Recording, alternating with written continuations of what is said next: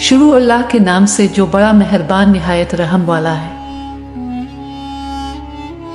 एक बादशाह का गजब और एक औरत की ताकत, ये 3 हिस्सों पर मुश्तमिल कहानी का दूसरा हिस्सा है। शादी के लिए शानदार तैयारियां की गईं। शहजाद का लिबास सुनहरे धागों से तैयार किया गया। इसके लिए समंदरों से मोती खोज कर लाएगी। इसके गुलबंद में अंडे के बराबर हीरा सजाया गया। पूरी सल्तनत और दुनिया भर से चुनकर इत्र इसकी खिदमत में पेश किएगी। इसे मजीद खूबसूरत बनाने के लिए कई दिनों तक तरह तरह की जड़ें, बोटियां, तेल और महलूल इसके जिस्म पर मिलेगी। मेहंदी के खूबसूरत और नाजुक नक्श से इसके हाथ और पैर सजाएगी। शादी की रात दुल्हन की सेज दूर दराज के बागों से लागी फूलों से सजाई गई। कमरे के चारों कोनों और बिस्तर के नीचे खुशबूदार गाओ लोबान जलाएगी। लेकिन अब ये ना समझी कि ये सब बादशाह के हुक्म पर हो रहा था। वो शादी की रात से ज्यादा इसके बाद आने वाली सुबह की तैयारियों में दिलचस्पी रखता था। दुल्हन का सर कलम करने के लिए सबसे वजनी और तेज तलवार का इंतखाब किया गया और इसका खून जमा करने के लिए बड़े बड़े बर्तन फर्श पर रखेगी। बादशाह बजात खुद हर दुल्हन के लिए जल्लाद का इंतखाब करता। जितनी ज्यादा खूबसूरत दुल्हन होती, जल्लाद इतना ही ज्यादा खूंखार होता। सर कलम होने के बाद खुसूसी मुलाजिम फर्श की सफाई पर मामूर थे। बादशाह चाहता था कि इस जुल्म के तमाम निशानात मिनटों में साफ कर दिए जाएं। अगर बदकिस्मती से खून का एक कतरा भी नजर आ जाता तो सफाई करने वालों की पूरी टीम का सर कलम कर दिया जाता। बादशाह ये चाहता था कि इसकी आवाम सिर्फ ये याद रखे कि किस तरह पहली मलिका ने बादशाह को धोखा दिया, किस तरह वो बादशाह की गैर मौजूदगी में एक गुलाम के साथ सोती और बाग में फहश रक्स करती थी। इसने अपने पागलपन को एक एहसान का तासुर देने की कोशिश की। वो चाहता था लोग ये समझी कि रोजाना एक कनवारी लड़की से शादी करके और दूसरी सुबह उसे कत्ल करवा कर वो इन सब को एक बहुत बड़ी बुराई से बचा रहा है।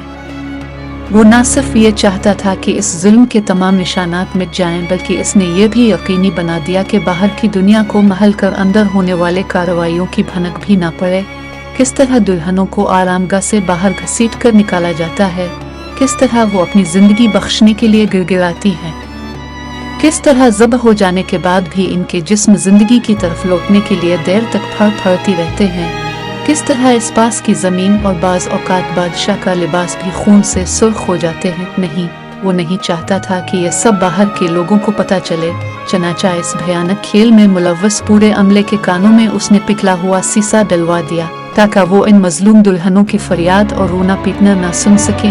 और अगर ऐसा हो भी जाता तो वो ये सब किसी को नहीं बता सकते थे, क्योंकि इनकी ज़बानें काट दी गई थी। ये सब सुनने के बाद अब यकीनन ये सोच होंगे कि दुल्हन के लिए ये सारी तैयारियां शहजाद के बाप ने की होंगी। आखिर को वो वजीर आजम था। जी नहीं, इन सब से इसका कुछ लेना देना न था। वो इन सब में मुलव्वस नहीं होना चाहता था, क्योंकि वो जानता था कि जो रास्ता इसकी बेटी ने चुना है वो सिर्फ और सिर्फ मौत की तरफ ले जाता है। वो शादी की सेज पर नहीं, कत्लगाह की तरफ जा रही थी, लेकिन वो इस मामले में मजबूर था।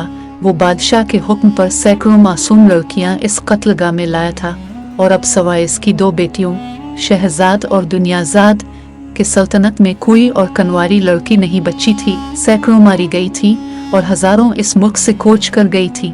जब एक मुल्क पर ऐसे जालिम हुक्मरान की हुकूमत हो तो लोग यही करते हैं।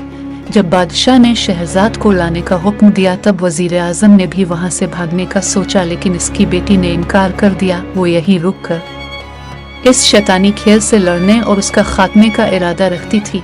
वो जानता था कि वो जवान और कमजोर है और उसका कोई हिमायती भी नहीं है। वो ये भी जानता था कि बहैसियत एक औरत के इसका इस ताकतवर जाबिर बादशाह से कोई मुकाबला न था। लेकिन शहजाद ये जानती थी कि बहैसियत एक औरत के वही तमाम ताकतों का सरचश्मा है। वो अपनी कमजोरियों से वाकिफ थी, लेकिन यहाँ लाई और कत्ल की जाने वाली दूसरी लड़कियों के बरक्स वो ये भी जानती थी कि उन्हें किस तरह ताकत में बदला जा सकता है। बादशाह भी जानता था कि शहजाद जिद्दी और जुर्रतमंद है। इसके जासूसों ने बताया था कि वजीर आजम अपनी बेटियों को बचाने के लिए मुल्क से भाग रहा था, मगर शहजाद ने इसे रोक दिया। चनाचा बादशाह ने भी शहजाद को जेर करने के लिए 1-2 चालें तैयार कर लें। हिजरा अरूसी में दाखिल होते ही बादशाह ने जलते हुए लोबान की तरफ इशारा करके पूछा, ये सब क्या है? जज्बात की खुशबू, आलीजा, शहजाद ने जवाब दिया, मुझे खून की बो ज्यादा पसंद है। बादशाह ने कमरे का जायजा लेते हुए कहा, यहाँ इतने फूल क्यों सजाएगी हैं? ये चाहत के फूल हैं आलीजा, शहजाद बोली। ये सुनकर बादशाह बागीचे की खिड़की की तरफ गया और उसे खोलकर खड़ा हो गया। वहां एक खूनखार शख्स तेज रोशनी में खड़ा तलवार तेज कर रहा था। ये देख रही हो तुम? बादशाह ने पूछा। आज की रात मुहिब्बत ने मुझे अंधा कर दिया है आलीजा, शहजाद ने कहा। कल सुबह मैं दूसरी बातों पर तवज्जो दूंगी, अब कोई कल नहीं आएगा। बादशाह ने कहा, सूरज बादलों के पीछे भी चमकता है, कल सुबह जरूर आएगी। शहजाद बहुत पुरुम्मीद थी। देखते हैं। ये कहते हुए बादशाह ने दरवाजा खोला। एक गुलाम ने छोटी सी बोरी कमरे में फेंकी।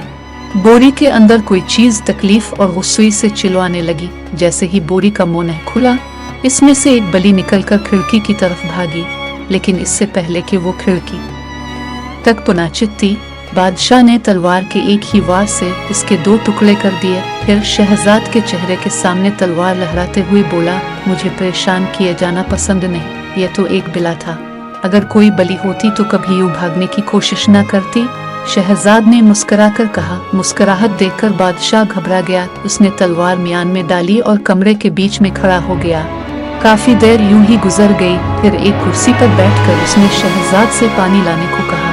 जी हुजूर वाला, ये कहते हुए इसने बादशाह की तरफ पानी का गिलास बढ़ाया। फिर बोली, पानी बिल्कुल एक मरहम की तरह है, क्योंकि इसमें तब्दील हो जाने की सलाहियत है, बिल्कुल एक औरत की तरह। तब्दील होने की सलाहियत औरत में नहीं मर्द में होती है। औरत के पास कोई ताकत नहीं होती। बादशाह बिगड़ गया। अगर आपके ख्याल में पानी बेबस है तो फिर औरत भी बेबस होती होगी। शहजाद फिर मुस्कुराई। इसका सर कलम करने से पहले मैं 2 काम जरूर करूंगा। एक तो इससे कबूल करवाऊंगा कि औरत कमजोर होती है, दूसरे इसकी ये मुस्कुराहट इसके चेहरे से मिटा दूंगा। बादशाह ने दिल में तहिया कर लिया। अगर आपको आज की वीडियो पसंद आई है तो आप वीडियो को जरूर लाइक करें और अपने दोस्तों के साथ भी शेयर करें। और अगर आपने अभी तक हमारा चैनल सब्सक्राइब नहीं किया है तो सब्सक्राइब जरूर करें। मिलते हैं कल एक और दिलचस्प वीडियो के साथ। तब तक के लिए अल्लाह हाफिज।